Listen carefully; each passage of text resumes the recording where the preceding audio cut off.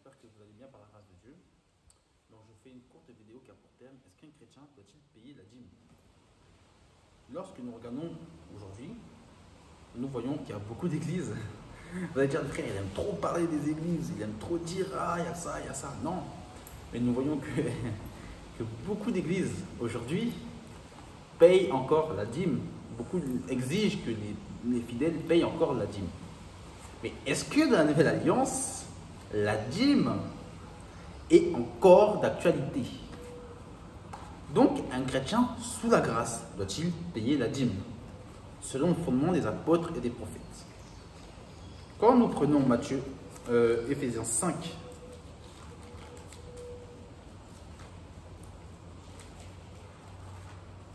Éphésiens 2, verset 20, pardon.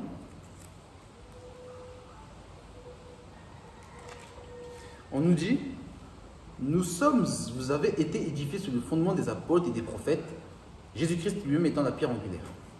Donc ça veut dire que Jésus-Christ étant la pierre angulaire. C'est-à-dire que nous étant édifiés sur le fondement des apôtres, ni les prophètes, ni les apôtres se contredisent. C'est-à-dire que chacun a posé un fondement sur lequel nous sommes édifiés. Et 1 Corinthiens 3, verset 11 nous dit qu'il n'y a aucun autre fondement, à savoir Jésus-Christ. Matthieu 16, verset 11, lorsqu'on parle de la première mention, 16, verset 18, pardon, on parle de la première mention de l'Église.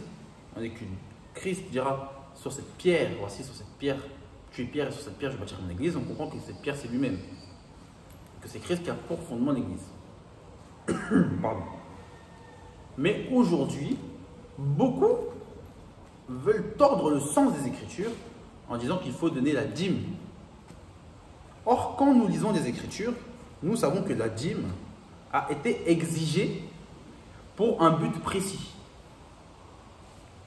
Lorsque je prends Nombre 19, 9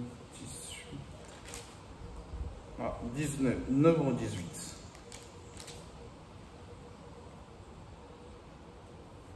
Regardez ce que Dieu dit.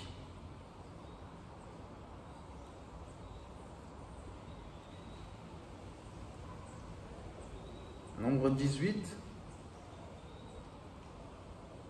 à partir du verset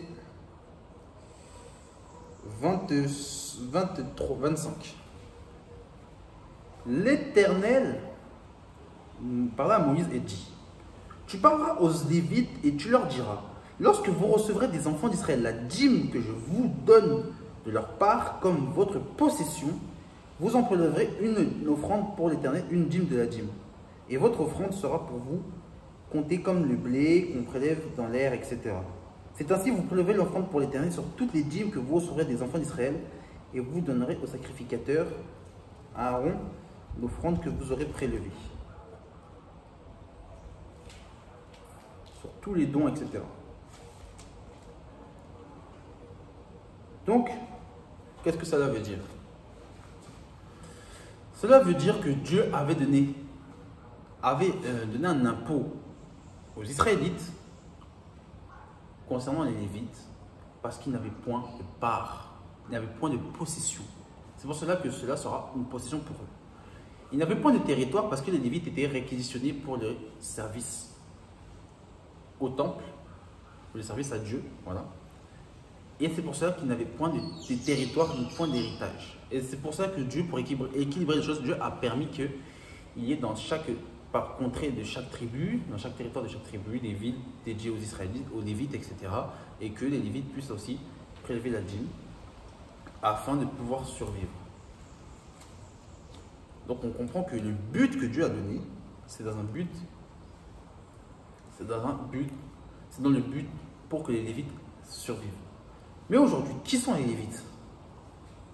Qui sont les Lévites dans la Nouvelle Alliance? Nous avons vu qu'en Israël, il n'y a plus de temple. Il n'y a plus de Lévites. Qui sont les Lévites? Est-ce qu'un chrétien doit-il donner la dîme selon ce passage-là? Or, nous avons compris qu'il y a un contexte particulier et que cela fait partie de la loi en plus de cela. on pourrait parler des 4 sortes de dîmes, etc. Là n'est pas le sujet.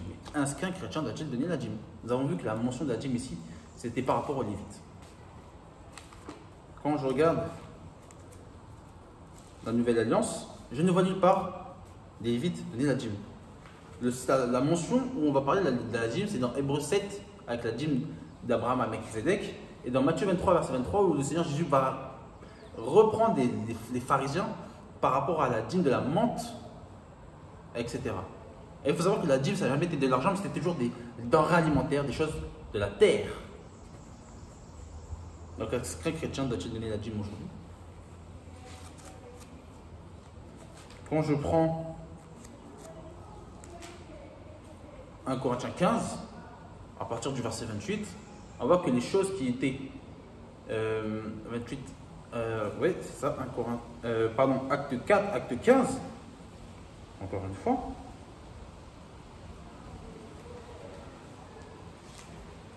Acte 15, verset 28.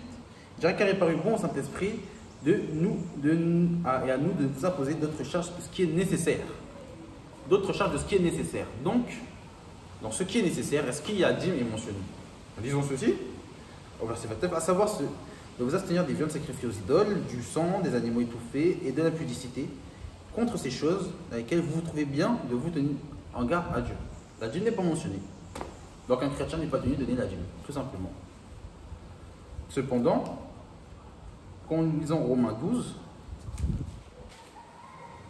qu'est-ce qu'il nous est dit concernant les libéralités?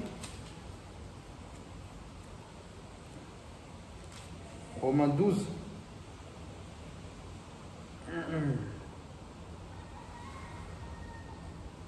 verset 8, il dira que celui qui exhorte, exhorte, et que celui qui donne le fasse avec libéralité. Tout simplement. Que celui qui donne le fasse avec libéralité. Parce que nous sommes libres en Jésus-Christ, donc nous pouvons donner la somme que nous voulons. Nous donnons avec libéralité. Regardez ce que Paul dira dans 1 Corinthiens 9.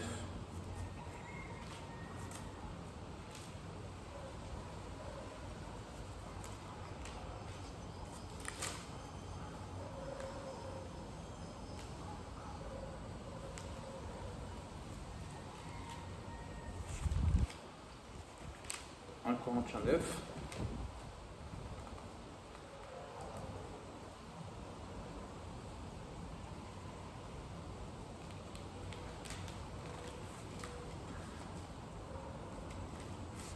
Non, 1 Corinthiens 9 à partir du verset, s'il vous plaît, patientez. Ce n'est pas évident, écrit Bible. 1 Corinthiens 9.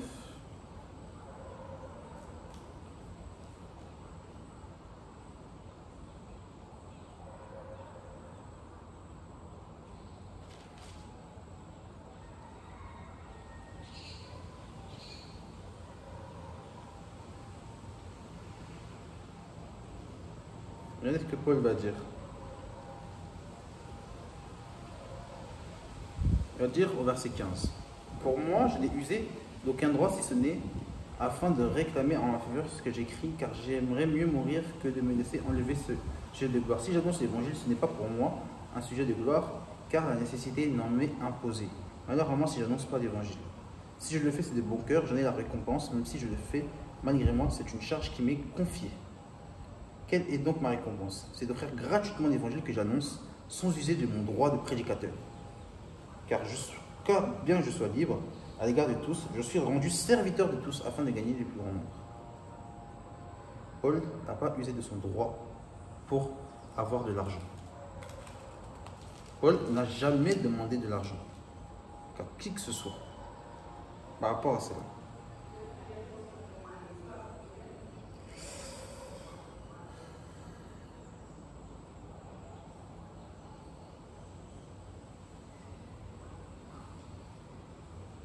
Regardez ce qu'il va dire dans 2 Corinthiens 9,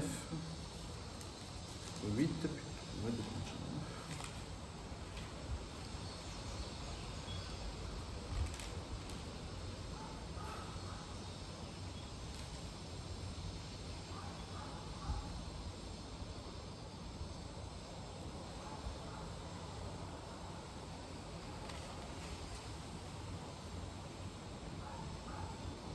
Voilà. Et là, au verset 8, dans 1 Corinthiens 8, verset 2, au milieu de beaucoup de tribulations qu'ils ont éprouvées, leur joie débordante, leur pauvreté profonde produit avec abondance de riche libéralité de leur part. Ils ont, que j'atteste, donné volontairement, selon leurs moyens, et même au-delà de leurs moyens. Nous demandons avec de grandes instances la grâce, l'assistance destinée aux saints. Donc, beaucoup ont été riches en libéralité. Donc, frère, si tu veux donner, ma soeur, si tu veux donner, tu peux donner de ton cœur, selon ce que ton cœur a résolu de donner.